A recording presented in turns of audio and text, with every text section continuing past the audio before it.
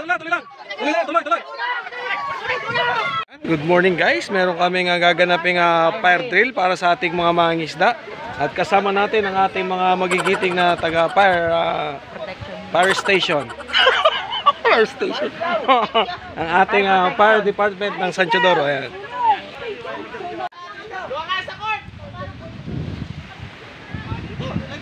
Layon ng programang ito na magkaroon ng kaalaman at kahandaan ang bawat miyembro ng isang barangay. Ito ay upang malaman kung saan madaling kumuha at walang ubos ng tubig. At ang madaling resources ng tubig ay ang sa ating karagatan. In case na magkaroon ng sakali, yan. Pangalawa ay wala pa tayong sariling fire hydrant dito sa barangay Lumang Bayan. Ang fire hydrant ay nasa San Teodoro pa lang. At habang pinapanood nyo ang video ito, huwag niyong kalimutang mag-like, mag-share at mag-subscribe. Maraming salamat sa ating bagong subscriber at sa ating mga lumang subscriber. Maraming salamat sa kawanihan ng tagapangalaga laban sa sunog, sa mga programang ipinapatupad at ipinapaalam sa ating mga barangay citizens.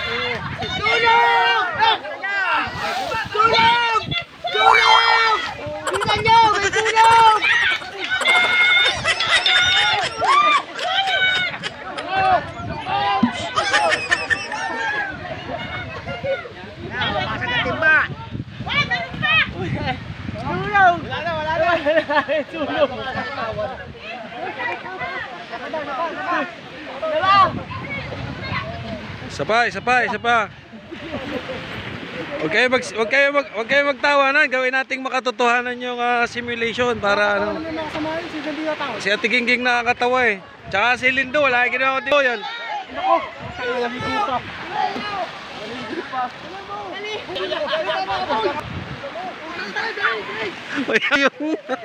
Mayang over yung ano guys. Bisan nyo! May sunog!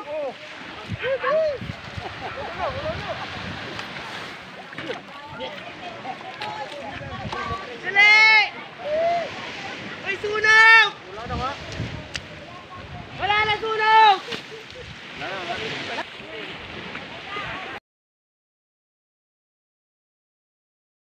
Ating fire simulation, no? Part ng kaalaman ng mga mangingisda. Yan, nakakatuwa. Kaalaman kayo ng kapitano! Dapat laging ginaganap yan, guys. Si pinsan Janine nagpapain ng nagpapain ng pang ayama, alimasag, pang king crab na ganyang kalalaki. And guys, maraming salamat sa panonood. Bye-bye. Yung parte ng timbangan sa hard drink. Isang umubos sa soft drink, si Lindo lang. Yung maliit pang timbangan. Sunog gang cookie kay Lindo. Ito po ang sumunog ng Royal. Na yun, saglit lang mo kayang apulahin. Pero pag usapan na po niyan ay bahay na, iba na pong usapan yan. Iba na pong level na una. Pakita namin yung realidad ng actual na sunog. Lalo na po sa lugar natin na pakipot po yung espasyo, dikit-dikit ang bahay, at malayo po ang pundasyon ng truck. Tapos ang isa pa rin pong problema natin dito, ang Lumang Bayan po ay walang hydrant. Wala pong fire hydrant dito na ongoing pa lang yung process ng lalagay ng hydrant dito sa Lumang Bayan. Ang pinakamalapit pa yung hydrant dito, kuhanan.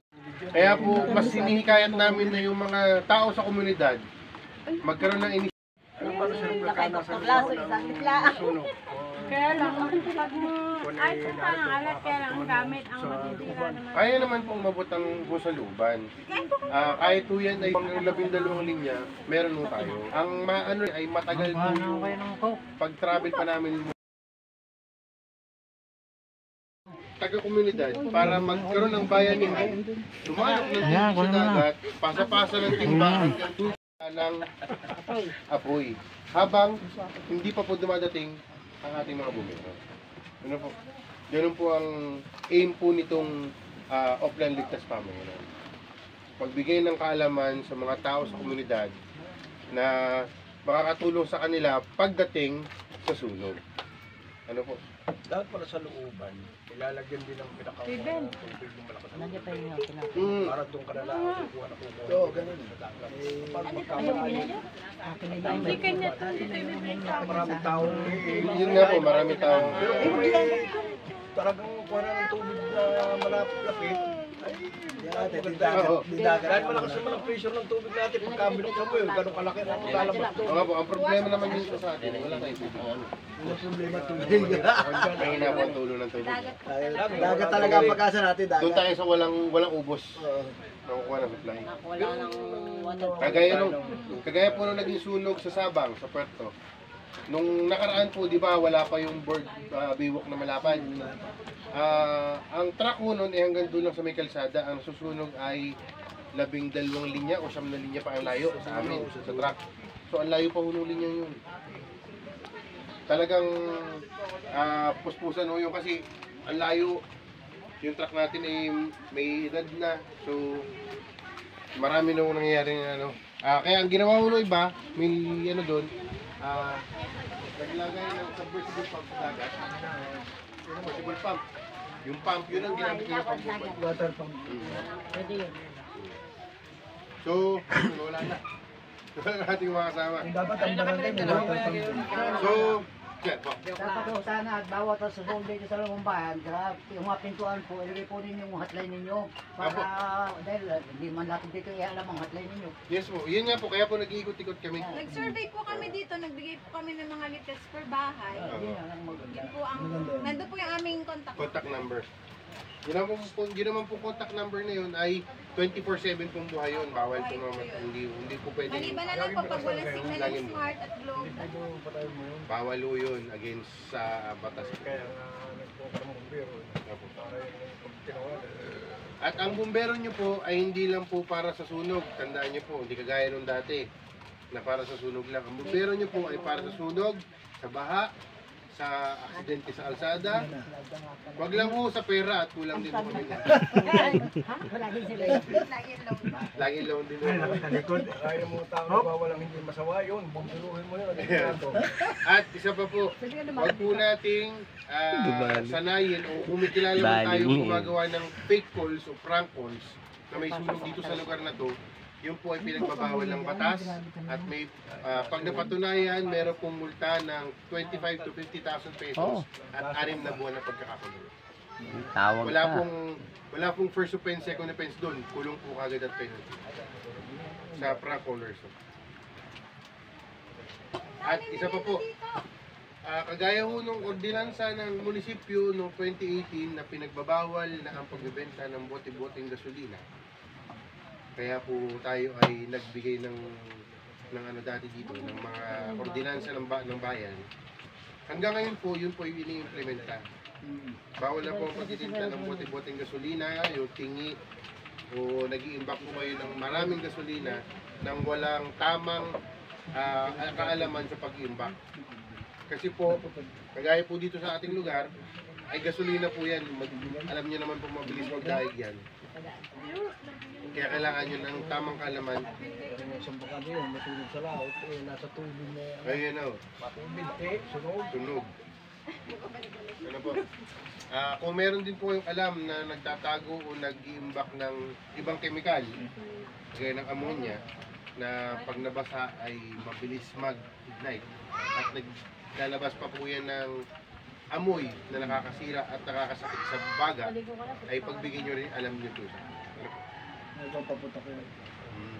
Yun naman po pagbibenta ng bote-boteng gasolina ay ordinansa ng bayan at yan po ay kakulang batas at may kakulang penalty din.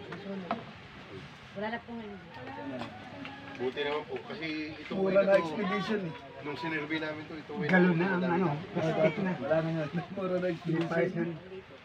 So sana po ay may natutunan kayo sa ating ginawa ngayon Sa susunod na taon po kami babalik ulit para mag-refresh naman uli ng mga kaalaman. Yun naman po, ito naman po yung taon-taon. Kada taon na ibang barangay.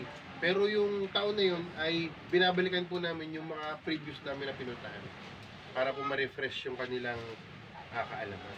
Lalo na ngayon at magpapalit ng ang magkakaroon ng barangay election. So, kailangan din namin ma-refresh yung mga bagong mahalal na opisyalis ng barangay.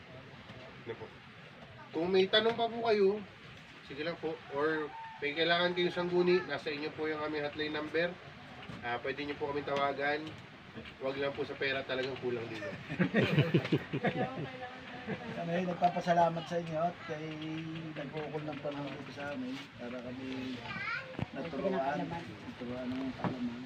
Maraming salamat din po sa inyong kooperasyon. Bagamat di natupad ang ating tupad. Nawala ang tupad di natupad. Hindi daw po ang sinili. Ay mas maganda po yung nangyari na yung mga tao sa komunidad yung nakisama sa amin. Kasi kayo mismo po yung kailangan na magkaroon ng kaalaman. Sir, okay lang. Post ko to sa social media. Sige lang. Okay lang. Thank you. Vlogger po, vlogger. Opo, Kuya Tokits Vlog po. Yan. Simulation lang naman eh. Subscribe natin yan. Salamat. YouTube o Facebook. YouTube po, YouTube. Kuya Tokits Vlog. Kaya hindi ko na pinakita.